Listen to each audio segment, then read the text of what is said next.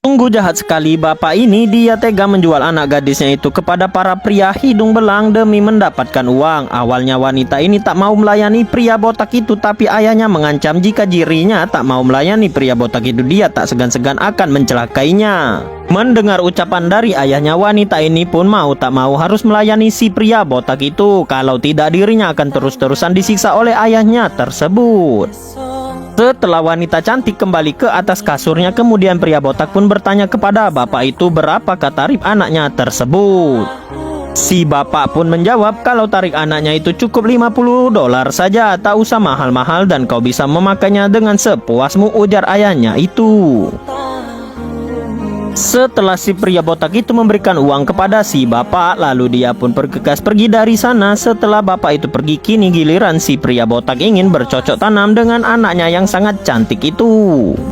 Pria botak ini mencoba merayu wanita cantik ini sambil berkata kalau dirinya tak akan bermain kasar kepada wanita cantik itu. Akan tetapi wanita cantik itu berusaha memberontak.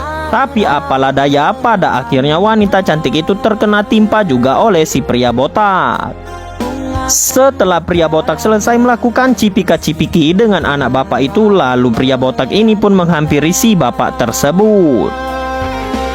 Kemudian pria botak berkata kepada bapak itu dia sangat puas sekali dengan gaya bermain anaknya itu. Dia juga berkata kapan-kapan kalau dia ada uang lagi dia akan ke sana lagi, ujar si pria botak ini.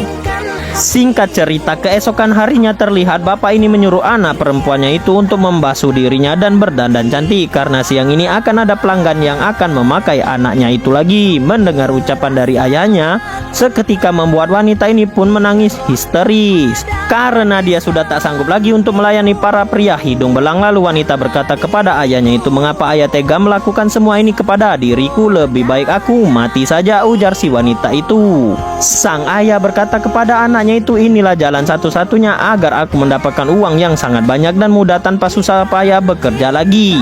Ayahnya ini juga berkata, sudah kau tak usah banyak bicara lagi, tugasmu cukup melayani orang-orang yang sudah menyewamu. Singkat cerita, beberapa jam kemudian si pria yang menyewa wanita itu datang menghampiri wanita cantik itu. Secara perlahan pria ini pun mulai mendekati wanita cantik itu, tapi nampaknya wanita cantik sudah pasrah dengan keadaannya itu.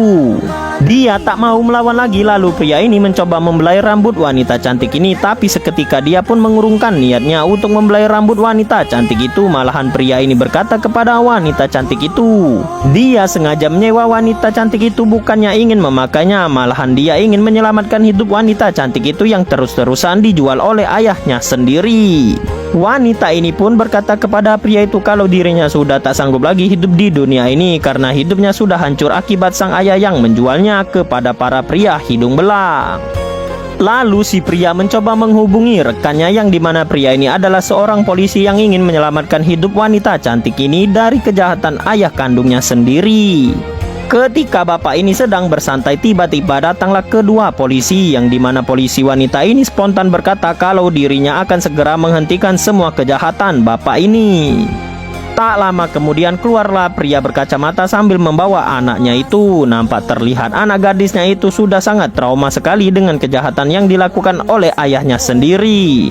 Karena sudah muak dengan kejahatan ayahnya itu, tanpa basa-basi lagi wanita ini pun langsung menyuruh para polisi untuk segera membawa ayahnya itu dan memasukkannya ke dalam penjara. Akan tetapi bapak ini memohon kepada kedua polisi itu agar jangan membawanya ke kantor polisi dan dia berjanji akan segera bertaubat. Namun polisi sudah tak percaya lagi dengan perkataan bapak itu. Dengan cepat kedua polisi ini langsung menangkapnya dan akan membawanya ke kantor polisi. Terlihat polisi ini berusaha menenangkan wanita yang trauma itu, berkata kalau dirinya sudah aman sekarang karena ayahnya itu akan dijebloskan ke dalam penjara. Cerita pun berakhir. Terima kasih.